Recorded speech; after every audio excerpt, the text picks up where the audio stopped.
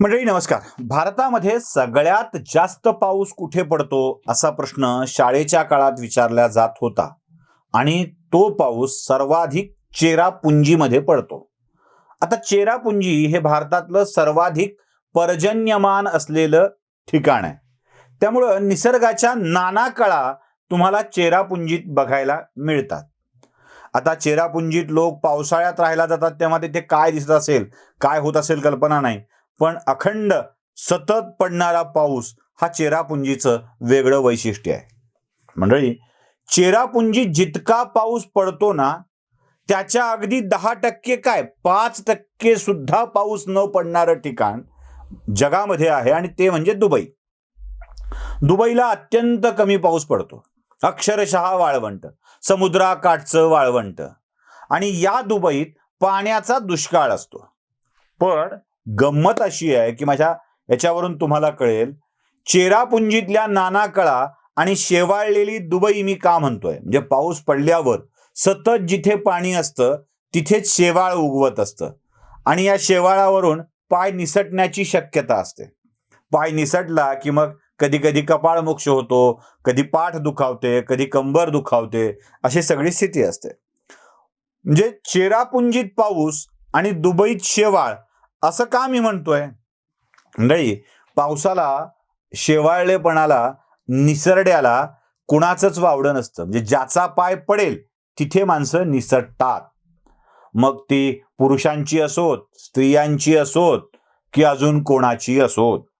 ज्याचा पाय शेवाळल्यावर, निसरडेपणावर, चिखलात पडतो बेसावधपणे, त्याचा पाय निसटतो आणि धपकन पडण्याची भीती असते. असंच काहीसं होतं. म्हणजे स्त्री, पुरुष, जात, धर्म, पंथ, राजकारण, पक्ष, व्यक्ती असं कोणतंही हे निसरडेपण बघत नाही. या निसरड्या वाटेवरच जरासं जपून जावं लागतं. पाय पडलाच, पाय निसटलाच तर सहन करावं लागतं. आता या निसरड्या वाटेवर याआधी अनेक जण गेले आहेत, त्याच्याबाबत मी तुम्हाला बोललो आहेच आहे.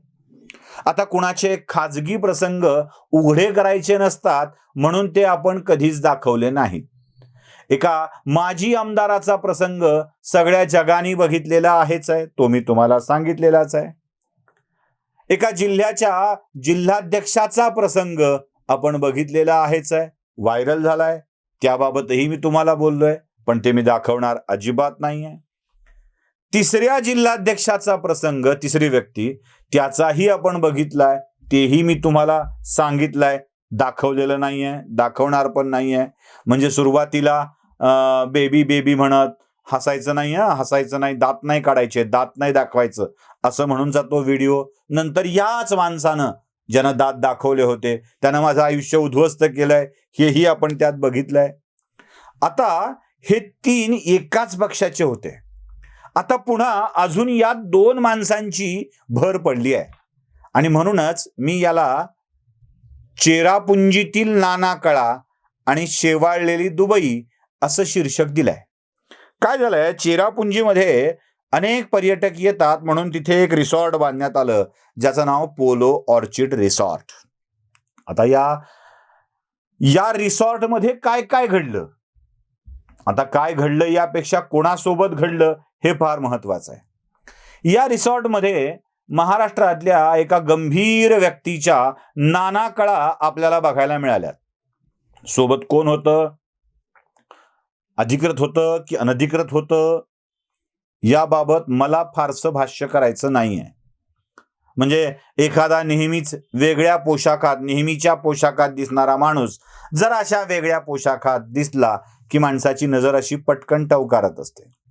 त्यामुळं चेरापुंजीतल्या एका रिसॉर्टमध्ये जे काही लोकांनी फोटो काढले, आता एवढ्या लांब त्या पूर्वोत्तर भारतामध्ये महाराष्ट्रातल्या नेत्याचं नाव कसं कळलं असेल, कोण फोटो काढले असतील, कोणी ते व्हायरल केले असतील, हा प्रश्न तर विचित्रच आहे बाबा. पण सततच्या पावसात शेवाळ आलं की थोडंसं निसरडं होतं आणि अंगीच्या नाना कळा माणूस दाखवायला लागतो, हे तेवढंच सत्य आहे. त्यामुळं चेरापुंजीतल्या या नाना कळा आपण बघितल्यावरती माझं पुन्हा त्या कवितेवर लक्ष जातं. ढगकाळा ज्यातून एकही फिरला नाही, नभ असले मी अद्याप पाहिले नाही. त्यामुळं उगी एकमेकांच्यावर बोलण्यापेक्षा आपलं आपलं झाकून ठेवण्याकडं अधिकचा कल असावा असं मला वाटतं. आता जरा शेवाळलेल्या दुबईविषयी बोलू. मंडळी, दुबई हे शहर भारतीय माणसांसाठी नेहमीच आकर्षणाचं केंद्र राहिलंय. दुबईला सोनं स्वस्त मिळतं म्हणे, आणि या दुबईत अनेक व्यवसाय करणारी भारतीय माणसं, पुरुष, स्त्री, मुली वावरतात. आता याच दुबईत महाराष्ट्रातल्याच एका व्यक्तीला आपल्या जीवनाचा दुसरा जोडीदार सापडला म्हणे. अर्थात त्यांनी इतक्या मुक्तपणे काही गोष्टी जगाच्या समोर मांडून टाकल्या, म्हणजे ते लिफ्ट वर जातीये बेबी बेबी म्हणत, आणि ते जे काय होतंय ते इन्स्टावरती, फेसबुकवरती आपण सगळ्यांनी बघितलेलं आहे. आता दुबईतल्या वृक्ष वाळवंटात सुद्धा ही ओल असली की शेवाळ धरतं, आणि या शेवाळलेल्या मार्गावर अनेक जण निष्ठून पडतात. तसं कोणीतरी निष्ठून पडलं आणि त्याचा गोंधळ आता सुरू झाला. आता मी ओळखतच नाही, माझं राजकीय आयुष्य संपवायला, अशा स्वरूपाच्या गोष्टींची चर्चा सुद्धा या शेवाळलेल्या दुबईतून सुरू झाली. मंडळी, एवढंच मला म्हणायचं आहे. म्हणजे माझा पुन्हा सांगतो, माझा या संबंधावर आक्षेप नाही, पण या संबंधानंतर जे फाटतं, जे वाद होतात, त्यातून जो एकमेकाचा सूड घेण्याची वृत्ती जागी होते ना, तेव्हा कळतं की आपण जे केलं ते प्रेम नव्हतं. ते आकर्षण होतं, ती वासना होती, ती शारीरिक भूक होती, गरज होती शरीराची. मनाची गरज आणि शरीराची गरज या दोन्हीमध्ये खूप मोठं अंतर असतं, आणि जे मनाची गरज पूर्ण करतात त्यांच्या बाबतीत ही लफडी समोर येत नाहीत, पण जे शरीराची गरज पूर्ण करतात त्यांच्या बाबतीत अशी लफडी समोर येत असतात. आणि मग अशा गरजा पूर्ण झाल्या की दुसऱ्या गरजा भागविण्यासाठी चेरापुंजीतल्या नाना कळा बाहेर येतात, आणि शेवाळलेली दुबई आपल्या सगळ्यांच्या समोर येते. आता पुन्हा कोणाचे अशी प्रकरणं बाहेर पडू नयेत एवढीच अपेक्षा व्यक्त करून थांबतो. व्हिडिओ आवडला असेल तर लाईक, शेअर आणि सबस्क्राईब नक्की करा. धन्यवाद.